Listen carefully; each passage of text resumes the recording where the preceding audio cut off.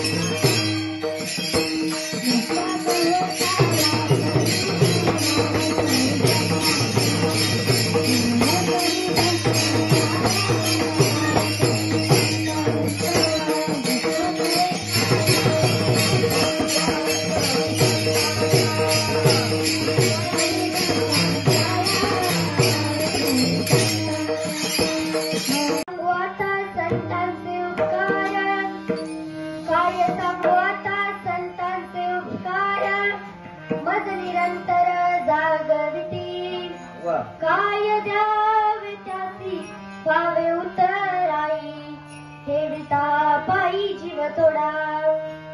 सहज बोलणे हित उपदेश, सहज बोलणे हित उपदेश, करोनी सयास शिकविती। काय द्यावे त्यासी पावे उतराई, ठेविता पायी जीव थोडा। तुका म्हणे वत्स देणुवेची चित्ती, तुका म्हणे वत्स देणुवेची चित्ती, तैसे मजे ती सांभाळीत। काय द्यावे त्यासी व्हावे उतराई, ठेविता पायी जीव थोडा। विठ्ठल विठ्ठल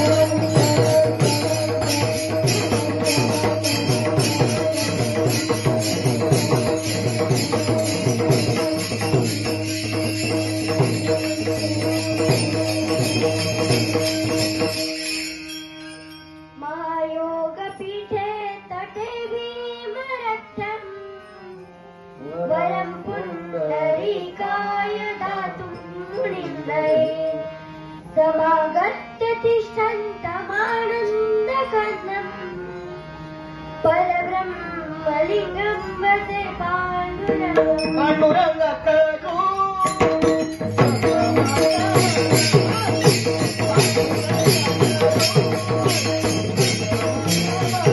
नाशिवंत आहे व जीव अविनाशी आहे, म्हणून संतांना श्रेष्ठ मानलं जाते। आता आपण म्हणाल, आम्ही तुम्हाला विचारले नाही पण तुम्ही सांगता का?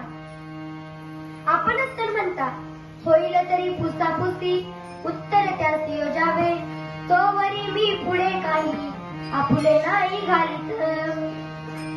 आपली शंका बरोबर आहे, काही विचारल्याशिवाय सांगू नये, पण यात व्यवहार व शास्त्र आहे।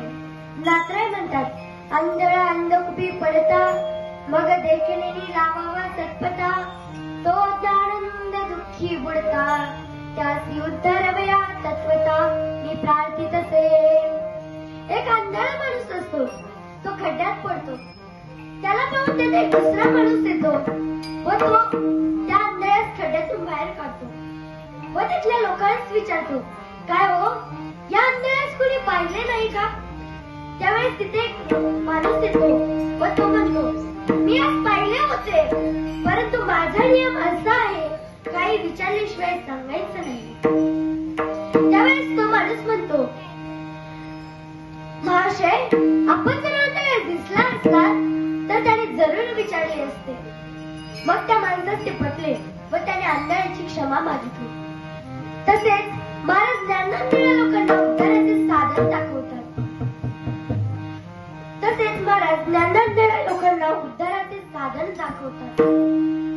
महाराज म्हणतात, आम्हाला देवाने सांगण्यात बोलण्याकरिता पाठवले आहे म्हणून आम्ही सांगतो आहे.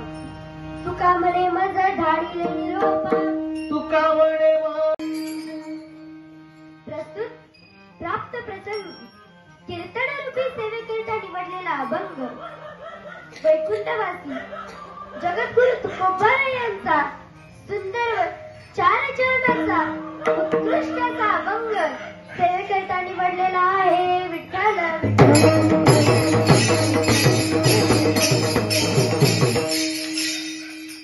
महाराज या अभंगामधून संतांचे उपकार सांगतात.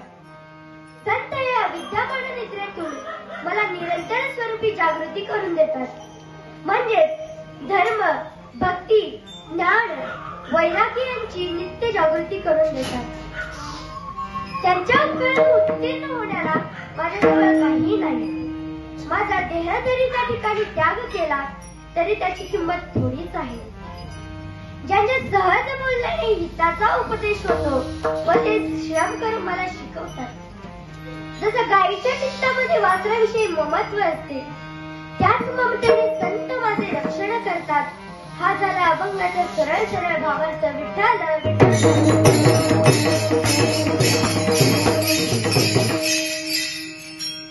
अभंगाच्या भावार्थाकडे वळण्यापूर्वी अल्पासा परिहार द्यायचा तो म्हणजे असा. आज ज्ञानेश्वर महाराजांच्या पवित्र भूमीत आळंदी या ठिकाणी माझी कीर्तनरूपी सेवा चालू आहे. पद्मावती मातेच्या कुशीत माझी आज कीर्तनरूपी सेवा चालू आहे. कमीत कमी दिवसात माझी अत्यंत चांगली कीर्तनरूपी सेवा माझ्या गुरुवारांमुळे आज इथे आहे. मी आज माझ्या गुरुवारांमुळे या नारदाच्या गादीवर उभे आहे म्हणून मी त्यांच्या चरणी नतमस्तक होते. तसेच आई असतील, दाजी असतील, सोमनाथा असतील यांच्या सुद्धा चरणावर मी नतमस्तक होते. तसेच माझ्या कीर्तनाला सुंदर अशी साथ देणारे विशाल दादा यांच्याही चरणावर मी नतमस्तक होते. तसेच माझे टाळकरी बंधू भगिनी यांच्याही चरणी मी नतमस्तक होते. तसेच आज माझ्या कीर्तनासाठी येथे उपस्थित असलेले माझे मामा मामी यांच्याही चरणी मी नतमस्तक होते व सेवेला प्रारंभ करते. विठ्ठल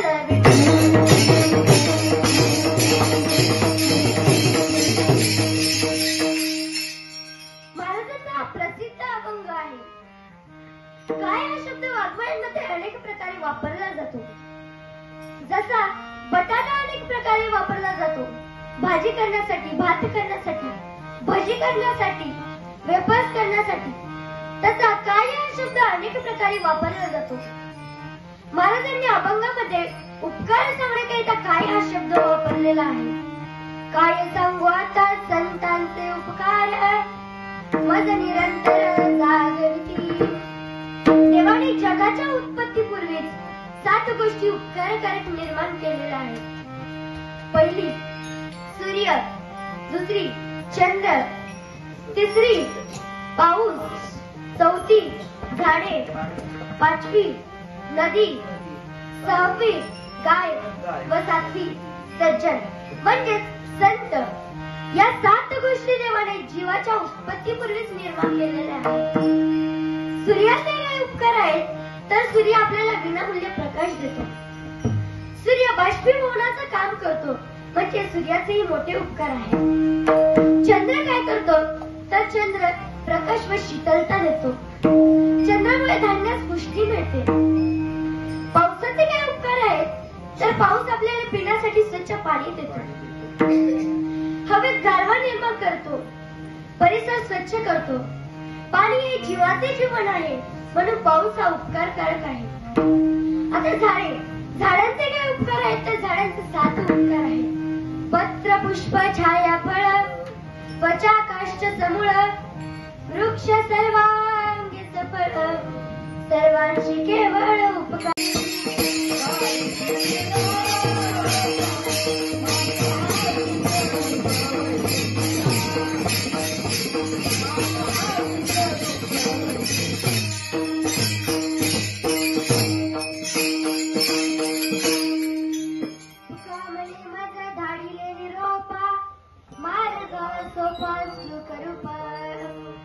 सांगण्याकरिता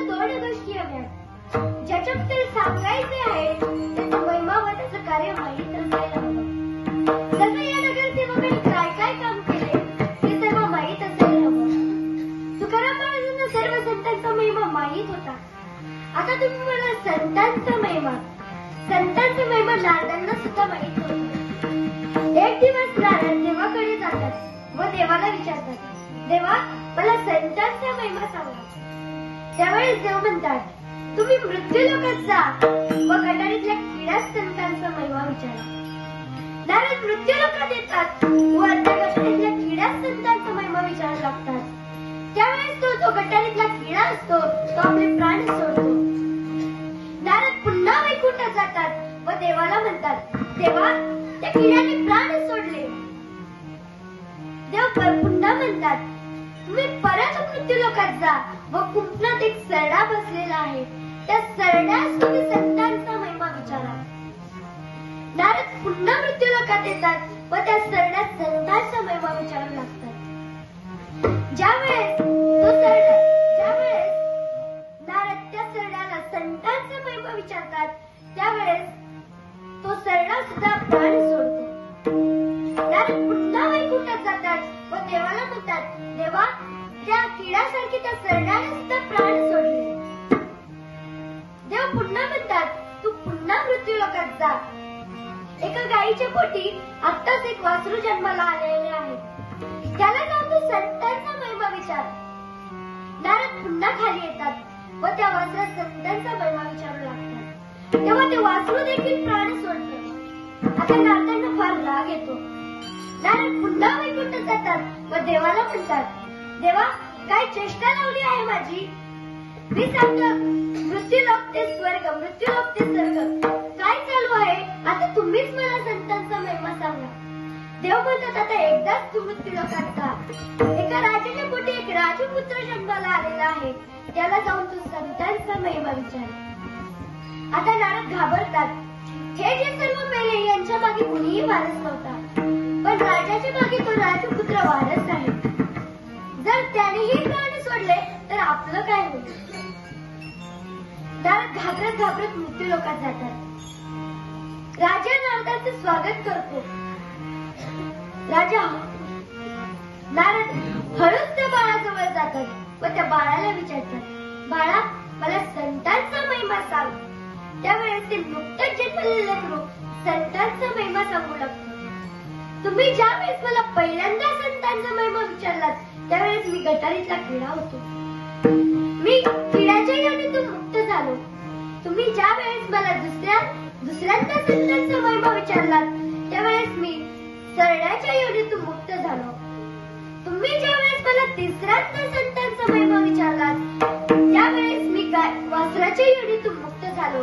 व तुम्ही मला जेव्हा चौथ्यांदा संतांचा महिमा विचारतात त्यावेळेस मी मानव देहात आहे. हाच तर आहे संतांचा महिमा.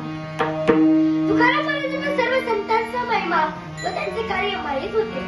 म्हणून तुकाराम महाराज सांगतात. तर काय सांगतात तेच महाराज अभंगाच्या प्रथम चरणात सांगतात.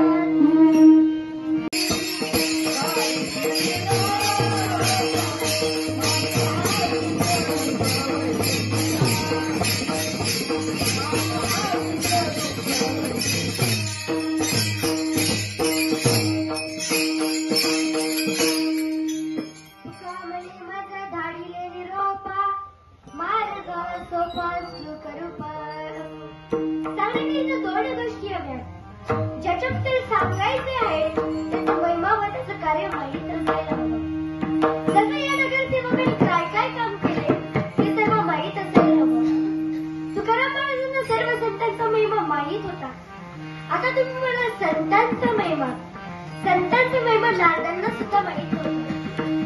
एक दिवस नारद देवाकडे जातात व देवाला विचारतात, देवा मला संतांचा महिमा सांगा. त्यावेळेस देव म्हणतात, तुम्ही मृत्यू लोकात जा व गटारीतल्या किड्या संतांचा महिमा विचारा. नारद मृत्यू लोकात येतात व त्या गटारीतल्या किड्या संतांचा महिमा विचारायला लागतात. त्यावेळेस तो गटारीतला किडा असतो तो आपले प्राण सोडतो. नारद पुन्हा वैकुंठात जातात व देवाला म्हणतात, देवा त्या किड्याने प्राण सोडले. देव पुन्हा म्हणतात, तुम्ही मृत्यू लोकात जा व कुंपणात एक सरडा बसलेला आहे, त्या सरड्यास तुम्ही संतांचा महिमा विचारा. नारद पुन्हा मृत्यू लोकात येतात व त्या सरड्यात संतांचा महिमा विचारू लागतात. ज्यावेळेस नारद त्या सरड्याला संतांचा महिमा विचारतात, त्यावेळेस तो सरडा सुद्धा प्राण सोडतो. नारद पुन्हा वैकुंठात जातात व देवाला म्हणतात, देवा, त्या किड्यासारखी त्या सरड्याने सुद्धा प्राण सोडले. देव पुन्हा म्हणतात, तू पुन्हा मृत्यू लोकात जा. एका गायीच्या पोटी आत्ताच एक वासरू जन्माला आलेले आहे, त्याला जाऊन तू संतांचा महिमा विचार.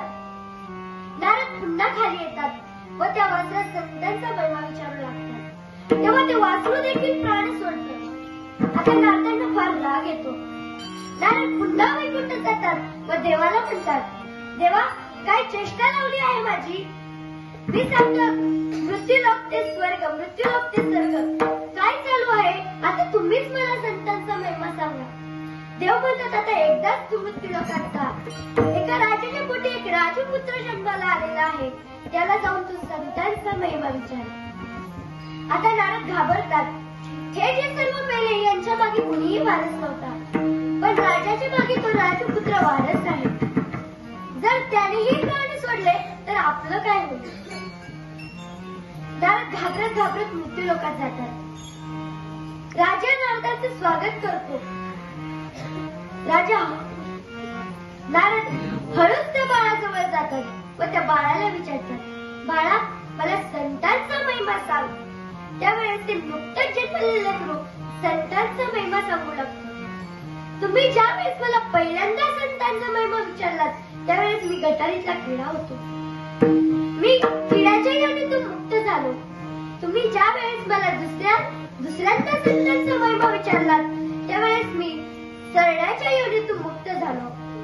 तुम्ही ज्या वेळेस मला तिसऱ्यांदा संतांचा महिमा विचारलात, त्यावेळेस मी वासराच्या योनीतून मुक्त झालो.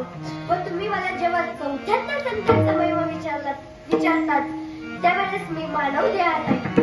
हाच तर आहे संतांचा महिमा.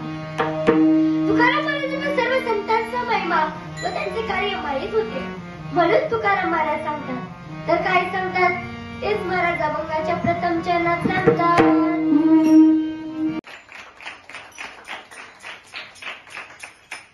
उपकारात पण 4 विकल्प पडतात. पहिला विकल्प, अपकार्यावर उपकार, उपकार्यावर अपकार.